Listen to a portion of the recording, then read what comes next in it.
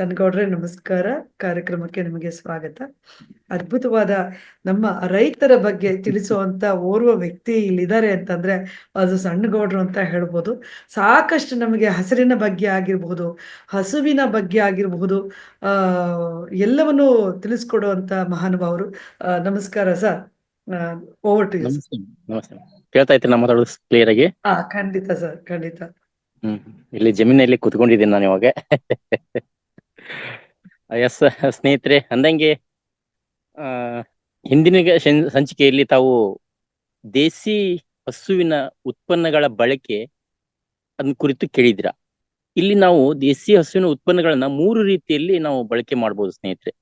ಒಂದು, ನಮ್ಮ ಆರೋಗ್ಯಕ್ಕೆ, ದೇಹಕ್ಕೆ ಸ್ವೀಕರಿಸ್ತಕ್ಕಂಥವು, ಹೌದಾ, ಅದು ಒಂದು ತರ ಆದ್ರೆ, ಇನ್ನೊಂದು ಮನೆಯಲ್ಲಿ ಕೆಲವೊಂದು ದುಷ್ಟ ಶಕ್ತಿಗಳನ್ನ ದೂರ ಮಾಡೋದ್ರ ಸಲುವಾಗಿ, ಶಿಷ್ಟ ಶಕ್ತಿಗಳನ್ನ ಆಹ್ವಾನ ಮಾಡೋದ್ರ ಸಲುವಾಗಿ ಇರ್ಬೋದು, ಒಂದು ಮನೆಯ ವಾತಾವರಣ ಕ್ಲೀನ್ ಇರ್ಬೋದು, ಒಂದು ಫ್ಲೇಮ್ ಅಂತ ಹೇಳ್ತಾರೆ, ಒಂದು ಪರ್ಫ್ಯೂಮ್ ರೀತಿಯಲ್ಲಿ ಕೂಡ ಒಂದು ಸುಗಂಧ ಆ ದ್ರವ್ಯವನ್ನು ಸ್ವೀಕರಿಸೋದ್ರ ಸಲುವಾಗಿ ಅಲ್ಲೂ ಕೂಡ ಬಳಕೆ ಮಾಡೋದಾದ್ರೆ, ಇನ್ನು 3ನೇದು ಕೃಷಿಯಲ್ಲಿ ದೇಶಿ ಹಸುವಿನ ಉತ್ಪನ್ನಗಳ ಬಳಕೆ ಅಂತ ಹೇಳ್ಬಿಟ್ಟು.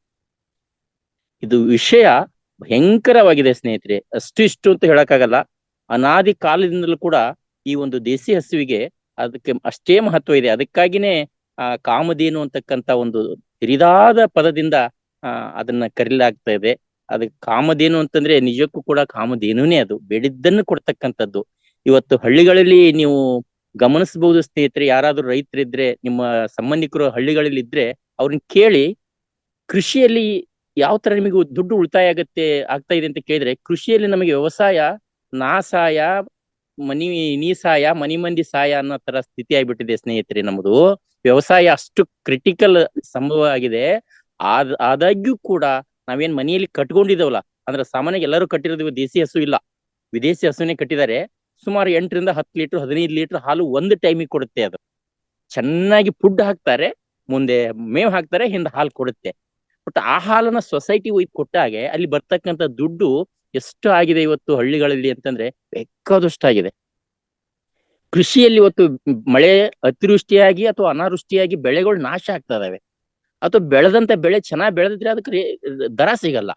ಹಿಂಗಾಗಿ ವ್ಯವಸಾಯ ಬಹಳ ಕಷ್ಟದಾಯಕ ಆದಂತ ಸಮಯದೊಳಗ ನಮ್ಮ ರೈತರನ್ನ ಕೈ ಹಿಡಿದಿರ್ತಕ್ಕಂಥದ್ದು ಈ ಒಂದು ಹೈನುಗಾರಿಕೆ ಅಂತ ಹೇಳ್ಬೋದು ಸ್ನೇಹಿತರೆ. ಅಂದ್ರೆ ಒಟ್ಟಾರೆ ಹೈನುಗಾರಿಕೆಯಿಂದ ದೊಡ್ಡದಾದ ಉತ್ಪನ್ನ ಇದೆ ಅಂತ ಹೇಳ್ಬೋದು. ಈ ನಿಟ್ಟಿನಲ್ಲಿ ಸರಿ, ಹಂಗಾರೆ ಹೀಗಿದ್ದ ಹಂಗಾರೆ ವಿದೇಶಿ ಹಸು ತಂದದಕ್ಕೆ ನಾವು 10 ಲೀಟರ್ ಅವರಿಗೆ ಹಾಲು ಕರಿಯಾಕಾಯ್ತು, ನಮ್ ದೇಸಿ ಹಸು ಇದ್ದಿದ್ರೆ 1.5-2 ಲೀಟರ್ ಹಾಲು ಕೊಡ್ತಲ್ಲ, ಆಗಿದ್ದ ಹೆಂಗೆ ಅನ್ನೋ ಒಂದು ಪ್ರಶ್ನೆ ಬರ್ಬೋದು ಸ್ನೇಹಿತರೆ. ಆದರೆ ಈ ವಿದೇಶಿ ಹಸು ಬಂದಿರೋದು ಇತ್ತಿತ್ತಲ 15-20 ವರ್ಷದ ನಂತರ. ಅದಕ್ಕೆ ಪೂರ್ವದಲ್ಲಿ ಇದ್ದದ್ದು ನಮ್ಮ ದೇಸಿ ಹಸುನೇ. ದೇಸಿ ಹಸುವಿನಲ್ಲಿ ಬೇರೆ ಬೇರೆ ಜಾತಿಯ ಇದಾವೆ, ಆಯಾ ನಾಡಿಗೆ ತಕ್ಕಂಗೆ. ಈ ಮಲೆನಾಡು ಪ್ರದೇಶಕ್ಕೆ ಹೋದ್ರೆ ಮಲೆನಾಡು ಗಿಡ್ಡ ಅಂತಕ್ಕಂಥದ್ದು ಬರುತ್ತೆ. ಈ ಕಡೆ ಬಯಲ್ಸೀಮೆ ಹೋದ್ರೆ ಅಲ್ಲಿ ಎತ್ತುಗಳು ಚೆನ್ನಾಗಿ ಬೇಸಾಯ ಮಾಡ್ತಕ್ಕಂಥವು ಹಳ್ಳಿಕಾರ್ ಅಂತ ಬರುತ್ತೆ, ದ್ಯಾವಣಿ ಅಂತ ಬರುತ್ತೆ. ಈ ತರ ಬೇರೆ ಬೇರೆ ರೀತಿಯ ಹಸುಗಳು, ಹೋರಿಗಳು ಬರ್ತಾ ಇರ್ತವೆ. ಬಟ್ ಅವೆಲ್ಲದರ ದೇಸಿ ಹಸು ಯಾವುದೇ ಇರ್ಲಿ, ಅದರ ಉತ್ಪನ್ನಗಳು ಅದ್ಭುತ, ಅಮೋಘ ಅಂತ ಹೇಳ್ಬೋದು ಸ್ನೇಹಿತರೆ. ಈ ಒಂದು ನಿಟ್ಟಿನಲ್ಲಿ ನಾವು ನೋಡಿದಾಗ, ಹಂಗಾರೆ ಕೃಷಿಯಲ್ಲಿ ವ್ಯವಸಾಯಕ್ಕೆ ಯಾವ್ಯಾವ ರೀತಿಯಲ್ಲಿ ಅದನ್ನ ಬಳಕೆ ಮಾಡ್ಬೋದು, ಅದರ ಅನುಕೂಲತೆ ಯಾವ ತರ ಇದೆ, ಅದನ್ನ ಬಳಕೆ ಮಾಡೋದ್ರಿಂದ ನಮಗೆ ಏನು ಖರ್ಚು ಉಳಿತಾಯ ಆಗುತ್ತೆ, ಆದಾಯ ಜಾಸ್ತಿ ಆಗುತ್ತೆ, ಮತ್ತು ಇದನ್ನ ಯಾವ್ಯಾವ ಹಂತದಲ್ಲಿ ಬಳಕೆ ಮಾಡ್ಬೋದು ಅಂತ ನೋಡ್ಲಾಗಿ, ಇದನ್ನ ಎಲ್ಲಾ ತರದ ಬೀಜಗಳನ್ನ ಚೆನ್ನಾಗಿ ಮೊಳಕೆ ಬರೋದ್ರ ಸಲುವಾಗಿ ಬೀಜೋಪಚಾರಕ್ಕಾಗಿನೂ ಕೂಡ ಬಳಸ್ಬೋದು. ಆ ನಂತರ ಬೀಜ ಮೊಳಕೆ ಹೊಡೆದ ಮೇಲೆ ಬರ್ತಾ ಇದ್ದಾಗೆ ಗ್ರೋತ್ ಪ್ರಮೋಟರ್ ಅಂತ ಹೇಳ್ತಾರ, ಅಂದ್ರೆ ಹುಲುಸಾಗಿ ಬೆಳೆ ಬೆಳಿಲಿಕ್ಕೂ ಕೂಡ ಈ ಉತ್ಪನ್ನಗಳನ್ನೇ ಬಳಕೆ ಮಾಡಬಹುದು. ಇನ್ನು ಹುಲುಸಾಗಿ ಬೆಳೆದಾಗ ಫಲ ಬಿಡುತ್ತೆ, ಹೂವು ಗೊಂಚಲುಗಳು ಉದುರ್ತಿರ್ತವೆ ಕೆಲವೊಂದು ಕಾಲಮಾನಕ್ಕೆ ತಕ್ಕಂಗೆ, ಅಥವಾ ಕೆಲವೊಂದು ಕೀಟಾಣುಗಳು ಅದ್ರ ಮೇಲೆ ಅಟ್ಯಾಕ್ ಮಾಡ್ತಾವು. ಕೀಟಾಣುಗಳನ್ನ ಹತೋಟಿ ಮಾಡಿ ಫಲ ಚೆನ್ನಾಗಿ ನಿಲ್ಬೇಕು ಅಂತಂದ್ರು ಕೂಡ ಅದಕ್ಕೂ ಕೂಡ ಇಲ್ಲಿ ಬಳಕೆ ಮಾಡಬಹುದು. ಇನ್ನ ಅದು ಫಲ ನಿಂತ ನಂತರ ಚೆನ್ನಾಗಿ ಸೈಜ್ ಬರ್ಬೇಕಲ್ಲ, ಟೇಸ್ಟ್ ಆಗಿರ್ಬೇಕಲ್ಲ, ತೂಕ ಚೆನ್ನಾಗ್ ಬರ್ಬೇಕಲ್ಲ, ಅಲ್ಲೂ ಕೂಡ ನಾವು ಅದನ್ನ ಬಳಕೆ ಮಾಡ್ಬೋದು ಸ್ನೇಹಿತರೆ. ಇಷ್ಟೆಲ್ಲ ಆದ್ಮೇಲೂ ಕೂಡ ಆ ಕಾಳುಗಳನ್ನ ಮುಂದಿನ ಸೀಸನ್ ಬರೋವರೆಗಿನೂ ಕೆಡದಂಗ್ ಇಡ್ಬೇಕಾದ್ರೆ, ಮತ್ತೆ ನಮಗೆ ಬೀಜ ಬೇಕು ಅಂತಂದ್ರೆ ಆ ಬೀಜವನ್ನ ರಕ್ಷಣೆ ಮಾಡಿಕೊಳ್ಳೋದು ಕೂಡ ನಮ್ಮ ದೇಶೀಯ ಉತ್ಪನ್ನಗಳನ್ನ ಬಳಕೆ ಮಾಡಬಹುದು. ಇವೆಲ್ಲ ವಿಷಯಗಳನ್ನ ಬರ್ಕೊಂಡ್ರೆ ಮಾತ್ರ ಚೆನ್ನಾಗಿರುತ್ತೆ. ಬಟ್ ಈಗ ಓರಲ್ ಆಗಿ ಹೇಳ್ತೇನೆ, ಒನ್ ಟೈಮ್ ಫಿಸಿಕಲ್ ಆಗಿ ಎಲ್ಲವನ್ನೂ A to Z ಕೊಟ್ಟಾಗ ನೀವು ಕೃಷಿಕರು ಆಗಿರ್ಬೋದು, ಆಗದೇ ಇದ್ದವರು ಇರ್ಬೋದು. ಬಟ್ ಏನೇ ಮಾಡಿ ನೀವು ನಾವು ಮನುಷ್ಯರಾಗಿ ಬಂದೇವಿ ಭೂಮಿ ಮೇಲೆ ಅಂತಂದ್ರೆ, ನಮ್ಮ 850 ಕೋಟಿ ಜನರಿದ್ದಾರೆ ಇಲ್ಲಿ ಭೂಮಿ ಮೇಲೆ. ಅವರಲ್ಲಿ ಸುಮಾರು 60-70% ರೈತರು ಇದ್ದೇ ಇದ್ದಾರೆ. ನಿಮ್ಗೆ ಯಾವುದೇ ಭಾಷೆ ಗೊತ್ತಿರ್ಲಿ, ಯಾವ ನಾಡಿನವರಾಗಿರ್ಲಿ, ನಿಮ್ಮವರಿಗೆ ನಿಮ್ಮ ಹಳ್ಳಿಗಳಿಗೆ ಹೋದಾಗ ನೀವು ಅಂತವ್ರ ಸಂಪರ್ಕ ಸಿಕ್ಕಾಗ ನಿಮ್ಮಲ್ಲಿ ಇರ್ತಕ್ಕಂಥ ಜ್ಞಾನ ಹಂಚಿಕೊಟ್ರಿ ಸಾಕು ಅಷ್ಟಿಗೆ. ಏನಪ್ಪ ಇವರು ಸಿಟಿಯಲ್ಲಿದ್ದು ಕೂಡ ಗಂಧ ಗಾಳಿ ಗೊತ್ತಿಲ್ಲ ಇವ್ರಿಗೆ ರೈತರ ಕೃಷಿ ಬಗ್ಗೆ, ಆದ್ರೂ ಇದನ್ನೆಲ್ಲ ಹೇಳ್ತಾರಲ್ಲ, ಇವ್ರು ಎಲ್ಲಿ ಕಲ್ತ್ರು, ಇದನ್ನೆಲ್ಲ ಹೇಳ್ತಾರಲ್ಲ, ಹಂಗಾರೆ ಇವ್ರು ಹೇಳ್ತಾ ಇದಾರೆ ಅಂದ್ರೆ ಇದ್ರಲ್ಲಿ ಏನ್ ಅರ್ಥ ಇದೆ, ಕೇಳ್ಬೇಕು, ಪಾಲಿಸ್ಬೇಕು ಅಂತಕ್ಕಂಥದ್ದು ನಿಮ್ಮ ಮೇಲೆ ಗೌರವ ಇನ್ನೂ ಜಾಸ್ತಿ ಆಗುತ್ತೆ. ಅವರು ಏನಕ್ಕೆ ಇದನ್ನ ಮಾಡ್ಬೇಕಂದ್ರೆ, ಮುಂದಿನ ದಿನಗಳಲ್ಲಿ ಈ ತರ ನಾವು ದೇಸಿ ಹಸುವಿನ ಉಳಿಸೋದ್ರ ಜೊತೆಗೆ ಅದ್ರ ಉತ್ಪನ್ನಗಳನ್ನ ಬಳಕೆ ಮಾಡೋ ವಿಧಾನ ತಿಳಿಸಿ ಕೃಷಿಯಲ್ಲಿ ಸಂಪೂರ್ಣವಾಗಿ ತರದೇ ಹೋದಲ್ಲಿ ಮುಂದೊಂದು ದಿನ ದೇಶಕ್ಕೆ ಆಹಾರದ ಕೊರತೆ ಜೊತೆಗೆ ಗಂಡಾಂತರ ತಪ್ಪಿದ್ದಲ್ಲ ಸ್ನೇಹಿತರೆ.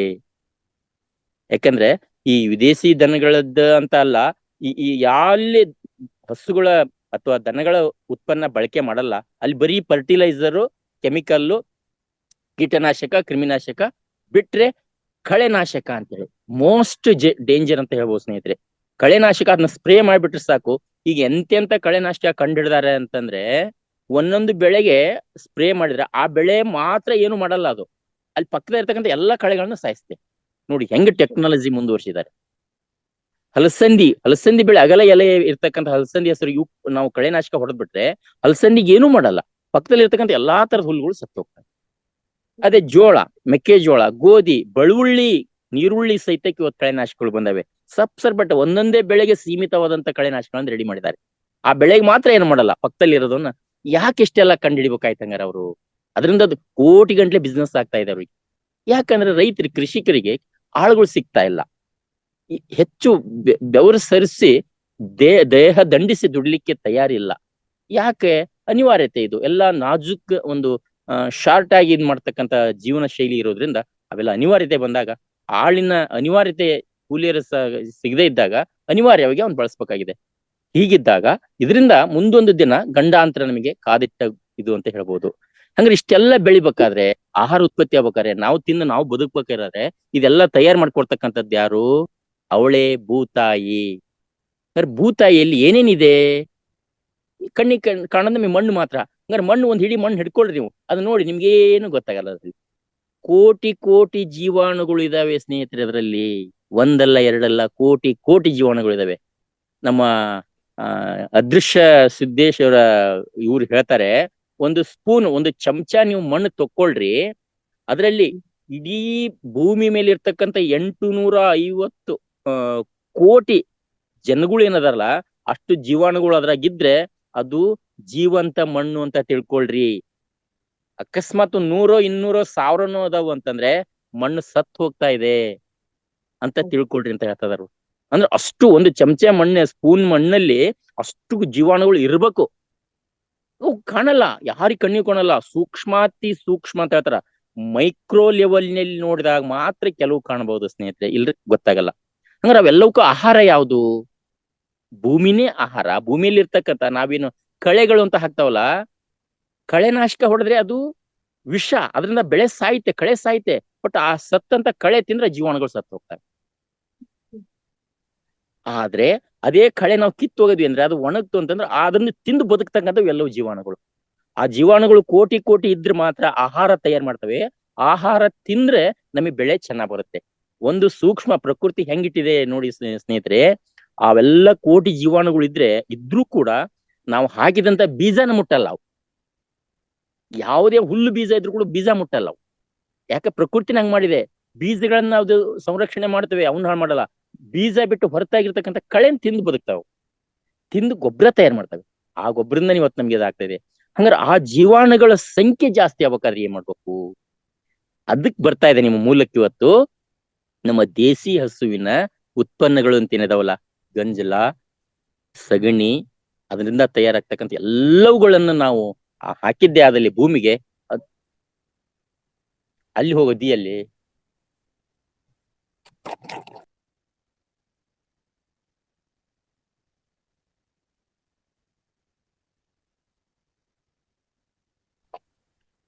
ಕ್ಷಮೆ ಇರ್ಲಿ ಸ್ನೇಹಿತರೆ, ಇಲ್ಲಿ ನೀರು ಬಿಟ್ಟಿದ್ದೆ, ಹಂಗಾಗಿ ಸ್ವಲ್ಪ ನೋಡ್ಬೇಕಾಯ್ತು. ಹೀಗಿದ್ದಾಗ ಆ ದೇಸಿ ಉತ್ಪನ್ನಗಳ ಬಳಕೆಗಳನ್ನ ಕೇಳ್ತಾ ಇದೆಯಲ್ಲ ಮೇಡಮ್ ನಾವು ಮಾತಾಡೋದು? ಕೇಳ್ತಿದೆ ಕೇಳ್ತಿದೆ ಥ್ಯಾಂಕ್ ಯು. ಕೇಳ್ತಾರೆ. ಆ ದೇಸಿ ಉತ್ಪನ್ನಗಳನ್ನ ನಾವು ಬಳಕೆ ಮಾಡಿದಾಗ ಮಾತ್ರ ಆ ಜೀವಾಣುಗಳ ಸಂಖ್ಯೆನ ಜಾಸ್ತಿ ಮಾಡಬಹುದು. ಎಷ್ಟೇ ಇರ್ಲಿ, 0% ನಲ್ಲಿ ಇರ್ಲಿ, ಆ ದೇಸಿ ಹಸುವಿನ ಉತ್ಪನ್ನಗಳನ್ನ ಅದಕ್ಕೆ ಹಾಕಿದ್ರೆ ಸಾಕು ಮಣ್ಣಿಗೆ, ಆಟೋಮೆಟಿಕ್ಲಿ ತಿಂಗಳು 2 ತಿಂಗಳಲ್ಲಿ ಲಕ್ಷ ಗಂಟಲೆ ಬೆಳೆದ್ಬಿಡ್ತಾವ. ಪ್ರಕೃತಿ ಕೊಟ್ಟಿದೆ ಅದನ್ನೆಲ್ಲ ವ್ಯವಸ್ಥೆನ. ಹಾಗಾದ್ರೆ ಏನೇನಕ್ಕೆಲ್ಲ ಬಳಸ್ಬೇಕು? ಅದ್ರಲ್ಲಿ ಒಂದು ಸೂಕ್ಷ್ಮವಾಗಿ ತಿಳ್ಕೊಳ್ಳಿ.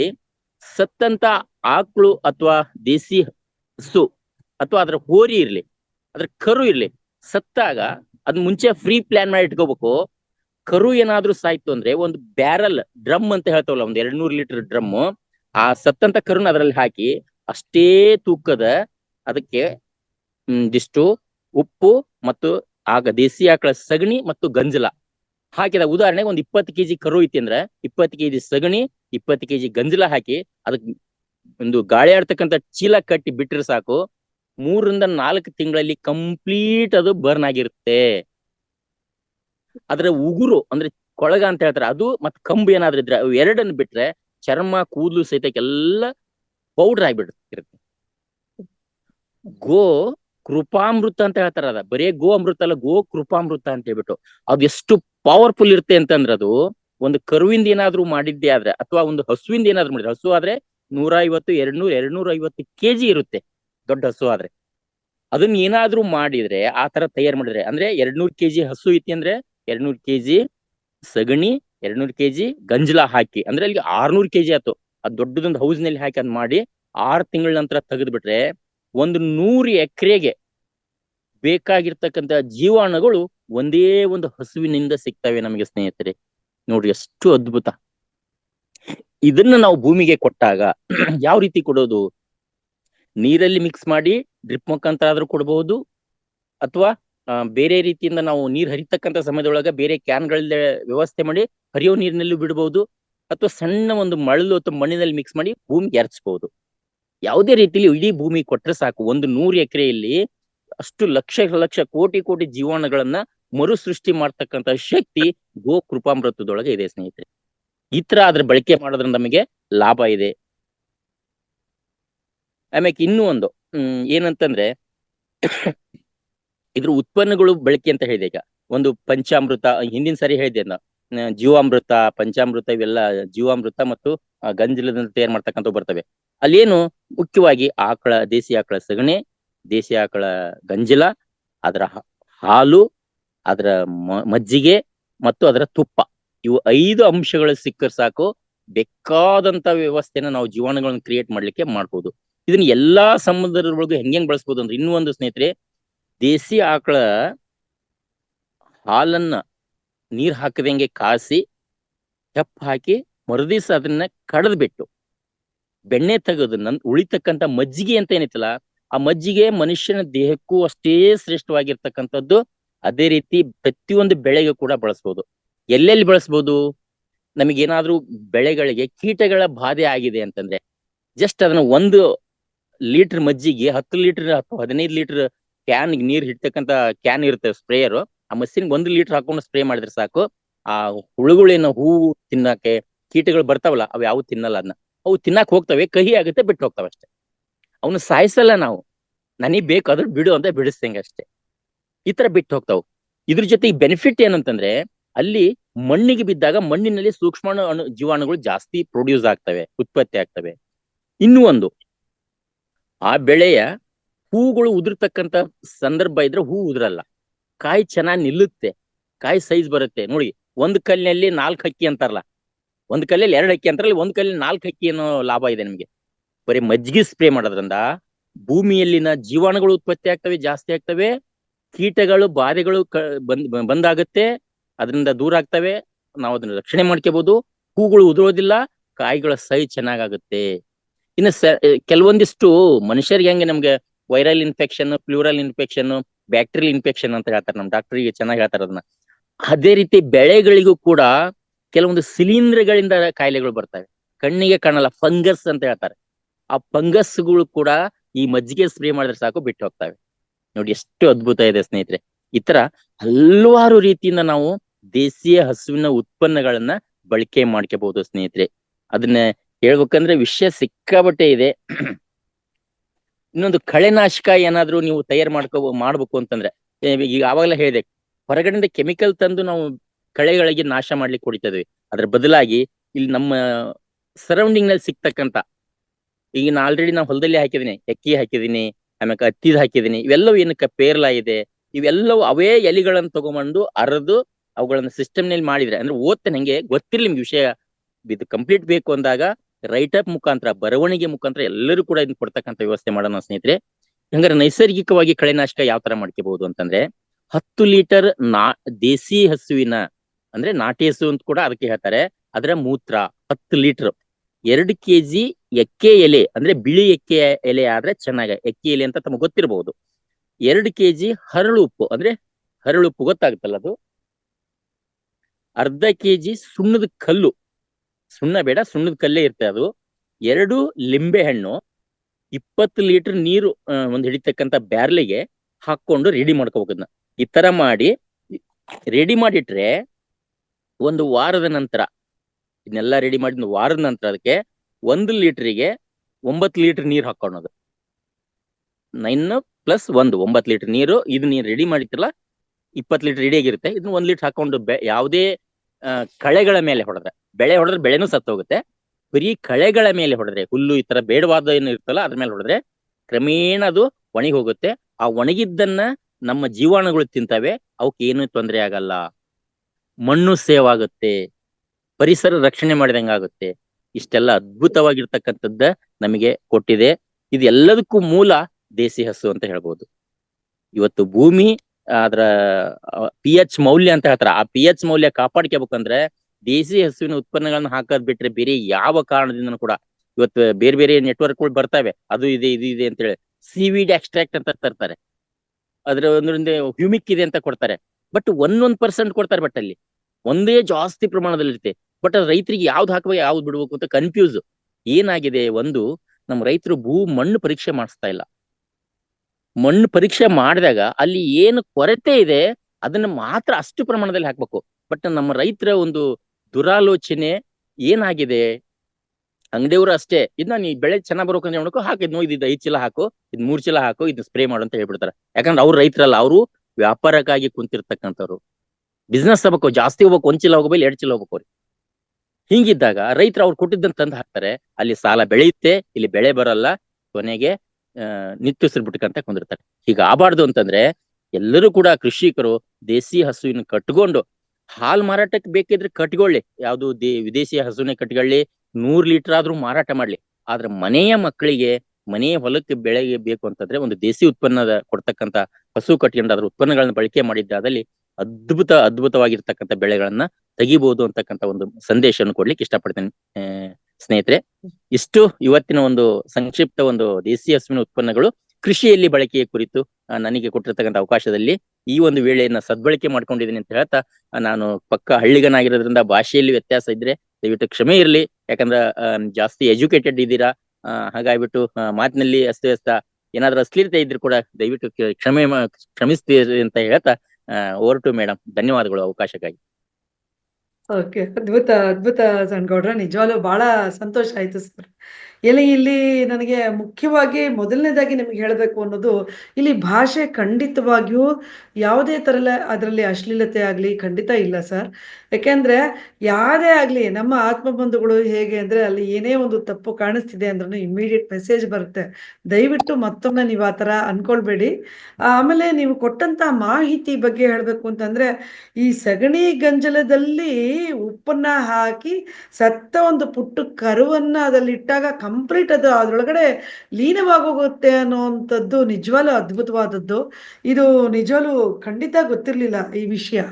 ಇದು ನೀವು ಹೇಳ್ದಂಗೆ ನಾವೆಲ್ಲ ಬೇರೆ ಈ ಪಟ್ಟಣ ವಾಸಿಗಳು, ಹಳ್ಳಿಗರಲ್ಲ, ಏನೂ ನಮಗೆ ಗೊತ್ತಿಲ್ಲ ಮಣ್ಣಿನ ಬಗ್ಗೆ ಅಂದ್ರೂ, ನಿಮ್ಮಂಥ ಒಂದಷ್ಟು ಜನ ಜ್ಞಾನವಂತರು ಮಣ್ಣಿನ ಬಗ್ಗೆ ಆಗಲಿ, ಒಂದು ತೋಟ ಇರ್ಬೋದು, ಒಂದು ಈ ಕಳೆನಾಶಕದ ಬಗ್ಗೆ ಆಗಲಿ ಇಂಥ ಮಾಹಿತಿಯನ್ನು ಕೊಡೋದ್ರಿಂದ ಎಲ್ಲರಿಗೂ ತುಂಬ ಉಪಯೋಗ ಆಗುತ್ತೆ. ಇದೆಲ್ಲ ಉಪಯುಕ್ತ ಮಾಹಿತಿ. ನಿಮಗೆ ಧನ್ಯವಾದಗಳು ಅಂತ ಹೇಳ್ತಾ, ಸ್ನೇಹಿತರೆ, ಮೇಡಮ್ ಏನಂತಂದ್ರೆ, ಈ ಮಹಾವತಾರ ಚಾನಲ್ ಅನ್ನು ಯಾವ ತರ ಸಬ್ಸ್ಕ್ರೈಬ್ ಮಾಡ್ಕೊಂಡಿರೋ ಹಾಗೆ ದೇಸಿ ಹಸುವಿನ ಉತ್ಪನ್ನಗಳು ಅಂತ ಆಗ್ಲಿ, ಅಥವಾ ದೇಸಿ ಹಸು ಅಂತ ಹೇಳ್ಬಿಟ್ಟು ಆಗ್ಲಿ, ಕೃಷಿಯಲ್ಲಿ ದೇಸಿ ಹಸುವಿನ ಬಳಕೆ ಅನ್ನೋದನ್ನಾಗ್ಲಿ ನೀವು ಸರ್ಚ್ ಮಾಡಿದ್ರೆ ಯೂಟ್ಯೂಬ್ ನಲ್ಲಿ ನಮ್ಮ ಹ. ಕಾಡಸಿದ್ದೇಶ್ವರ ಸ್ವಾಮೀಜಿದು ಮಾಹಿತಿ ಬರುತ್ತೆ. A to Z ಮಾಹಿತಿ ಸಿಗುತ್ತೆ. ಕಂಪ್ಲೀಟ್ ಓಕೆ ಓಕೆ ಮನೆಯಲ್ಲಿ ಟಾಯ್ಲೆಟ್ ಕ್ಲೀನರ್ ಇಂದ ಹಿಡಿದು ಪಾತ್ರೆ ತಿಕ್ಲಿಕ್ಕೆ, ಪಾತ್ರೆ ಕ್ಲೀನ್ ಮಾಡ್ಲಿಕ್ಕೆ, ಶಾಂಪೂಗಳಿಗೂ ಸಹಿತ ಸ್ನಾನಕ್ಕೂ ಕೂಡ, ಸ್ಕಿನ್ ಗ್ಲೋ ಆಗ್ಲಿಕ್ಕೆ ಕೂಡ ದೇಸಿ ಉತ್ಪನ್ನಗಳನ್ನ ಯಾವ ರೀತಿ ರೆಡಿ ಮಾಡ್ಕೊಂಡು ಬಳಸ್ಬೇಕು ಅನ್ನೋದನ್ನ ಕಂಪ್ಲೀಟ್ ಮಾಹಿತಿ ಕೊಡ್ತಾರೆ. ದಯವಿಟ್ಟು ಆ ಚಾನಲ್ ನ ಸಬ್ಸ್ಕ್ರೈಬ್ ಮಾಡ್ಕೊಂಡ್ರೆ ನಿಮ್ಗೆ ಹೆಚ್ಚಿನ ಮಾಹಿತಿ ತಗೋಬಹುದು ಅಂತ ಹೇಳಿ ನನ್ನ ಒಂದು ಸಲಹೆ. ನೈಸ್. ಆತ್ಮಬಂಧುಗಳೇ, ನಿಮಗೆ ಮತ್ತೊಂದು ಉಪಯುಕ್ತ ಮಾಹಿತಿ ಕೊಟ್ಟಿದ್ದಾರೆ ಸಣ್ಣಗೌಡ್ರು. ಸೊ ನೀವು ಅವರು ಹೇಳಿದಂತ ದೇಸಿ ಹಸುವಿನ ಇದು ಚಾನೆಲ್ನ ನೀವು ಸಬ್ಸ್ಕ್ರೈಬ್ ಮಾಡ್ಕೊಳ್ಳೋದ್ರ ಮೂಲಕ ಸಾಕಷ್ಟು ಮಾಹಿತಿನ ಪಡ್ಕೋಬಹುದು. ನಿಮ್ಮ ಕಡೆ ಇರುವಂತ ಹಳ್ಳಿಗರು, ಅಂದ್ರೆ ಹಳ್ಳಿನಲ್ಲಿ ವಾಸಿ ಮಾಡ್ತಾ ಇರುವಂತ ಮಹನೀಯರಿಗೆ ಈ ಒಂದು ಲಿಂಕ್ ಆಗ್ಲಿ ಅಥವಾ ಈ ಒಂದು ಚಾನೆಲ್ಗಳಿಗೆ ಸಬ್ಸ್ಕ್ರೈಬ್ ಆಗೋದ್ರ ಮೂಲಕ ಅವರು ಕೂಡ ಅದರ ಒಂದು ಸದುಪಯೋಗವನ್ನ ಪಡ್ಕೊಳ್ಬಹುದು ಅಂತ ಹೇಳ್ತಾ ಆ ಮತ್ತೊಮ್ಮೆ ನಿಮಗೆ ಧನ್ಯವಾದಗಳು ಸಣ್ಣಗೌಡ್ರೆ. ತುಂಬಾನೇ ಅದ್ಭುತವಾಗಿ ನೀವು ಹೇಳಿದ್ರಿ. ಇದು ನನಗೆ ತುಂಬಾ ಆಶ್ಚರ್ಯಕರವಾದಂತ ಸಂಗತಿ. ಇದು ಕರುವನ್ನ ಯಾವ ರೀತಿ ಅದಕ್ಕೆ ಯಾವುದು ವೇಸ್ಟ್ ಆಗಲ್ಲ ಅನ್ನೋದ್ರು ಬಹಳ ಚೆನ್ನಾಗಿ ಸಗಣಿ ಮತ್ತೆ ಗಂಜಲದಿಂದ ಏನ್ ಮಾಡಬಹುದು ಅನ್ನೋದನ್ನ ನೀವು ಹೇಳ್ಕೊಟ್ಟಿದ್ದೀರಿ. ಧನ್ಯವಾದಗಳು ನಿಮಗೆ. ಮತ್ತೆ ಆತ್ಮ ಬಂಧುಗಳೇ, ಇವಾಗ ಹೌದು, ನಿಜ, ಸಣ್ಣಗೌಡರಿಗೆ ಒಂದು ಪ್ರೀತಿಯ ಚಪ್ಪಾಳೆಯನ್ನ ನಾವೆಲ್ಲರೂ ಕೊಟ್ಟು ಬಿಡೋಣ ಇಲ್ಲಿ. ಯಾಕೆಂದ್ರೆ ಅದ್ಭುತವಾದ ಮಾಹಿತಿಯನ್ನ ಕೊಟ್ಟಿದ್ದಾರೆ. ಮತ್ತೆ